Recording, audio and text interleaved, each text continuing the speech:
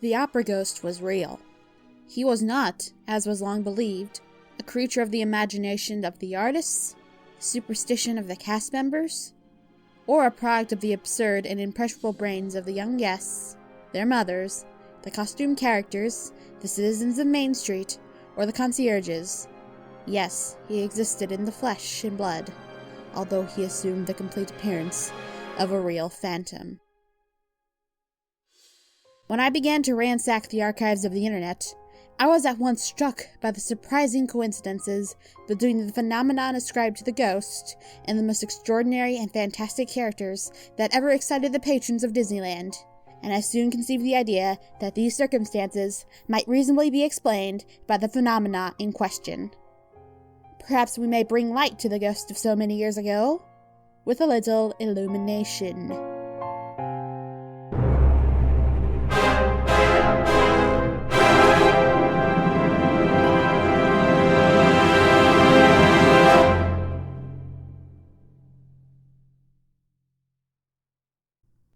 When Disneyland first opened, the Main Street Cinema was an actual working theater. I mean, it still is, but they showed more than just Disney cartoons on a loop. They showed actual films, mainly ones from the silent era, ones with big-name stars like Rudolph Valentino, Abel Normand, William S. Hart, and many more. On several occasions, they played The Phantom of the Opera, the 1925 Universal film starring Lon Chaney. That film is, of course, a classic, and one of the best versions of the story out there.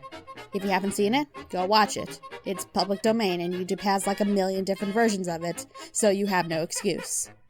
Little did Disneyland patrons of the 1960s know, but even Main Street USA had a few phantoms of their own.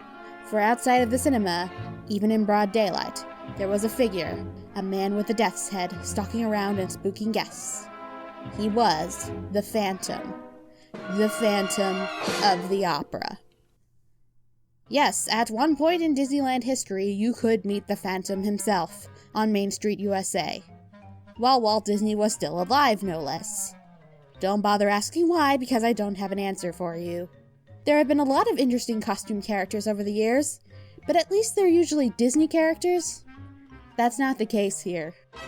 The Phantom wandered around Main Street in the 1960s, mainly near the theater.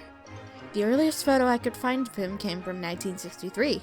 And the latest from 1966. But that's just based on available information.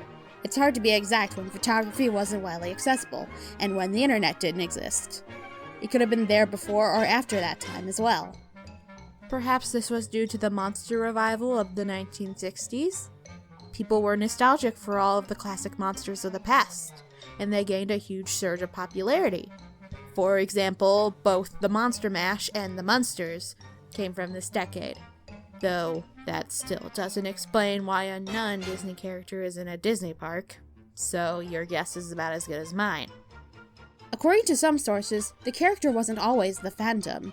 Sometimes he was Mr. Hyde. The 1941 adaptation of Jekyll and Hyde did play at the Main Street Cinema, so it might be possible. However, when you put that film's version of Hyde next to the character, there isn't much of a resemblance. He looks much more like the Phantom. Maybe those sources were misremembering things, or maybe it was just recycling in the costume department. Eventually, the Phantom was retired. Again, don't bother asking why, because I couldn't tell you. Maybe someone thought it was strange that a non-Disney character was in a Disney theme park. Maybe someone realized that they were giving free promotion to one of their biggest competitors. Maybe that angry mob finally caught up with him. Whatever the reason, the Phantom disappeared, never to be seen again.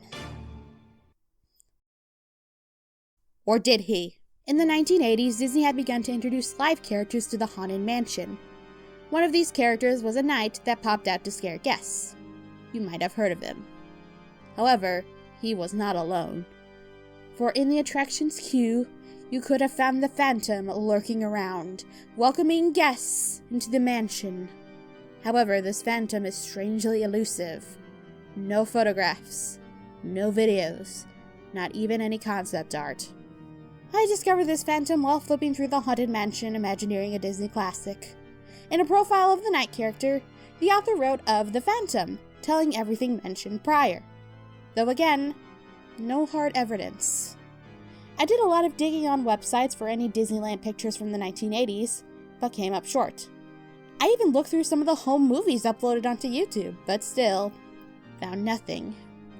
The reason this Phantom is so elusive might be simple to answer. He just wasn't in the mansion for very long. The Knight was removed a few years later because he was too scary. It's likely that the Phantom didn't last much longer than that. He might have been removed before even then, thus giving guests less of a chance to take his picture. Does anyone out there remember seeing the Phantom at the Haunted Mansion? This would have been in the early 1980s. If so, please, leave your testimonies down in the comments. The mystery of the mansion ghost does not end there. In 2018, Offhand Disney talked to a former cast member about his experiences working at the Haunted Mansion. He was a scare actor in the 1990s, playing a variety of characters within the mansion during the Halloween season. While talking about all the different characters he played, he mentioned another Phantom character. One of his supervisors was dressed as the Phantom of the Opera and was walking outside of the attraction, much like he did in the 1980s. Once again, there are no pictures, videos, or anything other than one anecdote. Could there have been another Phantom character? Who knows? As for another certain attraction,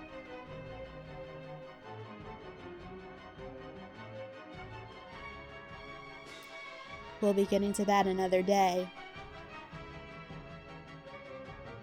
This is where our investigation must end, with unsolved mysteries abound. How many times did the Phantom manifest at Disneyland? What did he look like? How did he carry himself around the guests? We may never truly know. Much like the original story, everyone questions whether or not the opera ghost existed, with only small testimonies from those who were there. The truth might still be out there, waiting for someone to uncover it. But that is a mystery that even I couldn't solve.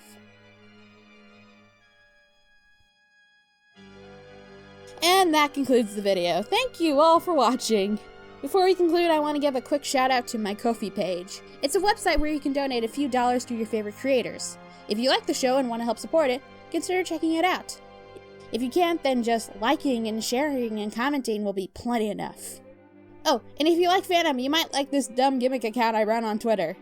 At No Context Fan of the Opera, I post random funny clips and funny moments from a myriad of adaptations. You'd be surprised how much weird Phantom shit is out there in the world. Was this video just an excuse for me to promote it to more people? But that's all the time I've got for today. Thank you so much for watching as always, and I will talk to you guys soon. Take care.